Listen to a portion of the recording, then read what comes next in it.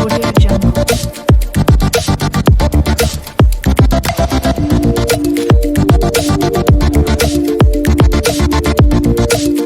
Audio Jungle.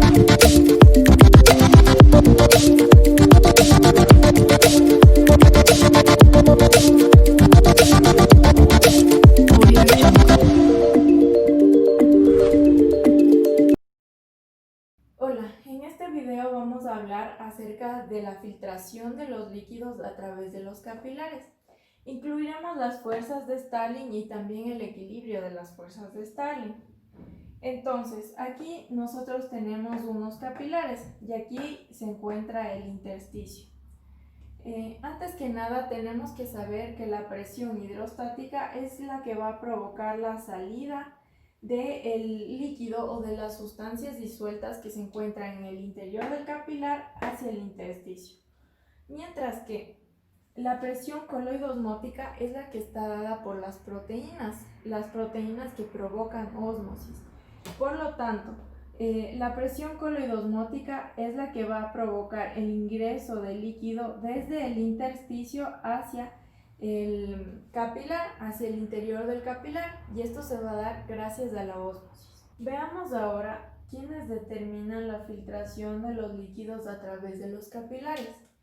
Primero tenemos a la presión capilar. Esta presión va a forzar la salida de los líquidos desde el interior del capilar hacia el intersticio. Ahora, la presión del líquido intersticial es la que va a forzar el ingreso de los líquidos desde el intersticio hacia el capilar cuando es positiva, pero cuando esta es negativa va a forzar la salida del líquido desde el capilar hacia el intersticio. Ahora veamos la presión coloidosmótica plasmática. Como ya vimos, esta presión va a encontrarse dada por la ósmosis.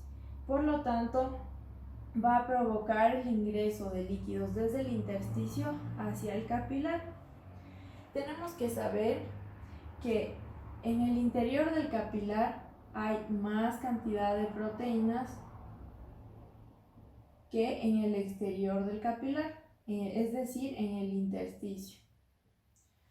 Por lo tanto, como hay una mínima cantidad de proteínas en el intersticio, también vamos a encontrar una presión coloidosmótica dada por las proteínas.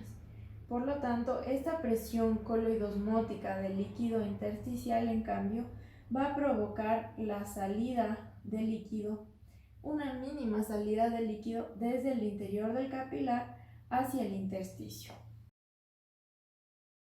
Listo. Entonces, las fuerzas que vimos anteriormente, que eran la presión capilar, la presión del líquido intersticial, la presión coloidosmótica plasmática y la presión coloidosmótica del líquido intersticial, se va a denominar fuerzas de Stalin. Listo. Entonces, la suma de estas fuerzas se va a denominar presión neta de filtración. Y esta presión neta de filtración se va a determinar por la presión capilar menos la presión del líquido intersticial menos la presión coloidosmótica del plasma y más la presión coloidosmótica del líquido intersticial. Si esta presión neta de filtración es positiva, entonces el líquido se va a filtrar desde el capilar hacia el intersticio. Pero si esta presión neta de filtración es negativa, el líquido va a absorberse desde el intersticio hacia el capilar. Entonces, si es positiva, se filtra, y si es negativa, se absorbe.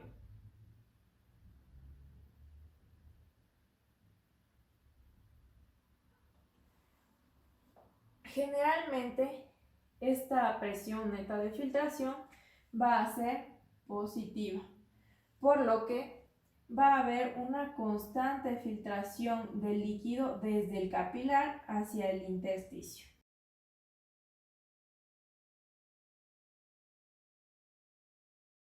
Esta cantidad de líquido que se filtra constantemente desde el capilar hacia el intersticio se reabsorbe gracias a los capilares linfáticos que podemos ver aquí.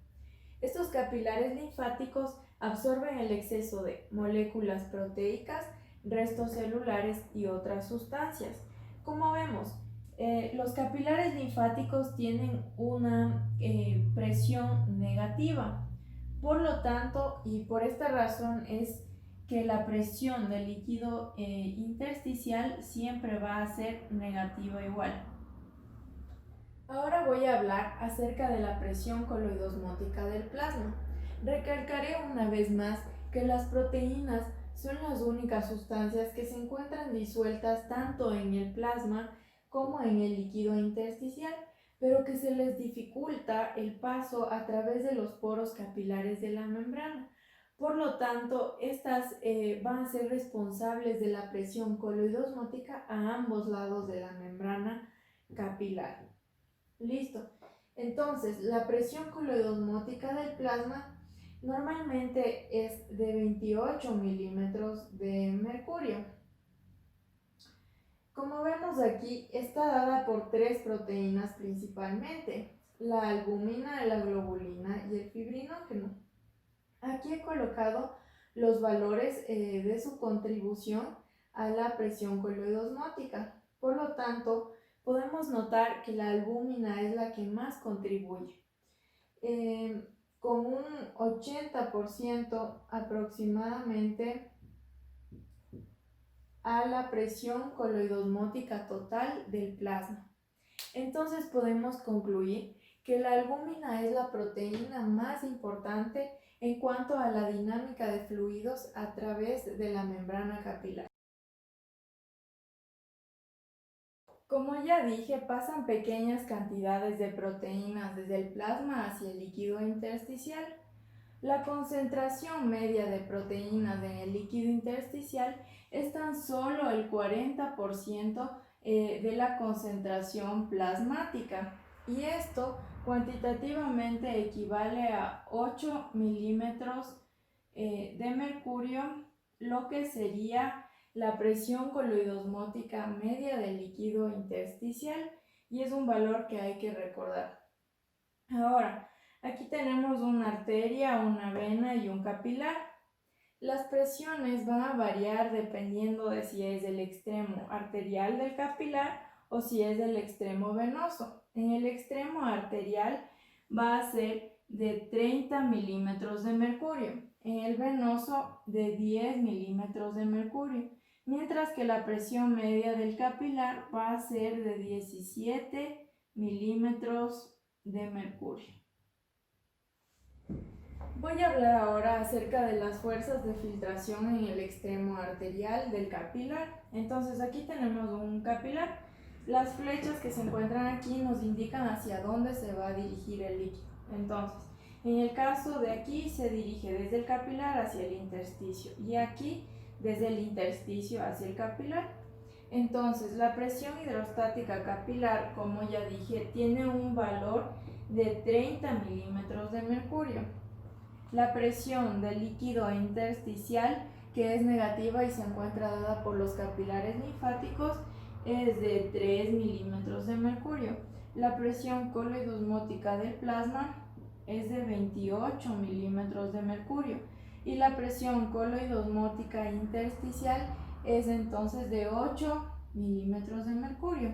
Si nosotros sumamos las fuerzas de salida, que serían esta y esta, entonces tenemos una fuerza total de salida de 41 milímetros de mercurio.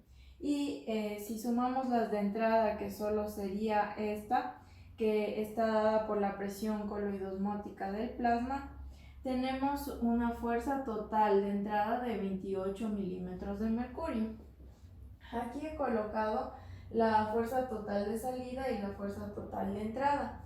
La de salida, que es de 41, y la de entrada, que es de 28.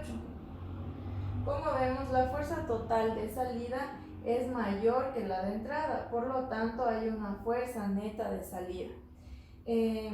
Entonces, si restamos 41 menos 28, tenemos una fuerza neta de salida de 13 milímetros de mercurio en el extremo arterial.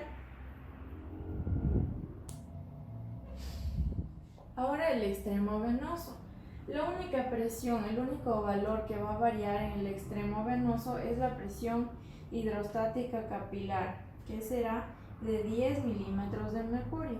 Las otras se mantienen iguales. Esta es de 3, esta de 28 y esta de 8 milímetros de mercurio. Por lo tanto, hay una fuerza neta de salida de esta más esta, que sería 21 milímetros de mercurio, y una fuerza total de entrada que está dada solo por la presión coloidosmótica del plasma de 28 milímetros de mercurio. Entonces, colocándolas aquí, la fuerza total de salida, que es de 21, y la de entrada de 28, tenemos que va a haber una mayor fuerza de entrada. Por lo tanto, tenemos una fuerza neta de entrada, que sería 28 menos 21 de 7 milímetros de mercurio. Entonces, como hay más fuerza de ingreso hacia el capilar, podemos concluir que en el extremo venoso se absorbe el líquido.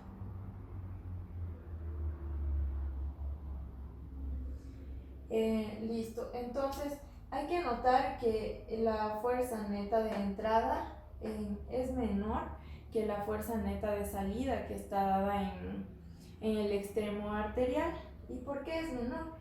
Esta es menor porque existen más capilares venosos, y también porque los capilares venosos son mucho más permeables que los capilares arteriales. Para finalizar con este video, hablaré acerca del equilibrio de Starling. Entonces, un fisiólogo llamado Ernest Starling fue el que determinó o descubrió que la cantidad de líquido que se filtra en el extremo arterial es casi igual a la cantidad de líquido que se absorbe de nuevo hacia la circulación en el extremo venoso. Para profundizar en esto, realicé este gráfico. Entonces aquí tenemos un capilar. La única presión que va a variar igual en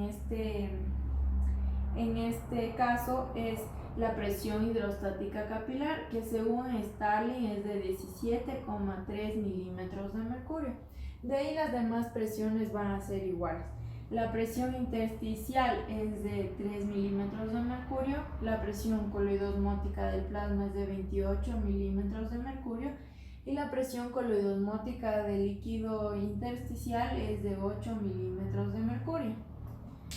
Entonces, si nosotros sumamos las fuerzas de salida, que serían esta y esta, tenemos una fuerza total de salida de 28,3 milímetros de mercurio. Y la fuerza total de entrada únicamente va a estar dada por la presión coloidosmótica del plasma, que es la que tenemos aquí. Entonces será de 28 milímetros de mercurio. Como vemos, las dos tienen casi la misma cantidad. Entonces la diferencia entre estas dos se va a denominar la fuerza neta de salida, y sería restando 28,3 menos 28 de 0,3 milímetros de mercurio. Entonces, este ligero desequilibrio que existe de 0,3 milímetros de mercurio es la cantidad de líquido que va a regresar a la circulación a través de los capilares linfáticos, existiendo o dándole así un equilibrio total al capilar. Y básicamente eso es lo que nos dice el equilibrio de Starling.